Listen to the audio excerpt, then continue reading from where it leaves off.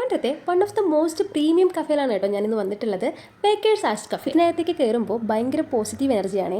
നിങ്ങൾ aesthetic views ഒക്കെ അത്യാവശ്യം എൻജോയ് ചെയ്യുന്നവരാണെങ്കിൽ മസ്റ്റായിട്ട് ട്രൈ ചെയ്തിരിക്കേണ്ട ഒരു സ്പോട്ട് കൂടിയാണിത്. ഈ ഒരു കഫയ്ക്ക് പിന്നിൽ ഒരു സ്റ്റോറി കൂടെയുണ്ട്. വർഷങ്ങൾക്ക് മുന്നേ, അതായത് 80s ആർക്കിടെക്റ്റ് ആയിരുന്ന ലാറി ബേക്കർ ആയിരുന്നു ഇത് പണി കഴിപ്പിച്ചത്. അന്നിത് ആർക്കിടെക്ചറൽ സ്റ്റുഡിയോ ആയിരുന്നെങ്കിൽ ഇന്നിതൊരു ബ്യൂട്ടിഫുൾ ഗാർഡൻ കഫേയാണ്. ഇനി ഫുഡിനെ പറ്റി പറയുവാണെങ്കിൽ ഇവരുടെ മെനു അത്യാവശ്യം ഡിഫറെൻ്റ് ആണ് കേട്ടോ. നമുക്ക് പെട്ടെന്ന് മനസ്സിലാക്കിയെടുക്കാൻ കുറച്ച് ബുദ്ധിമുട്ടുണ്ട്.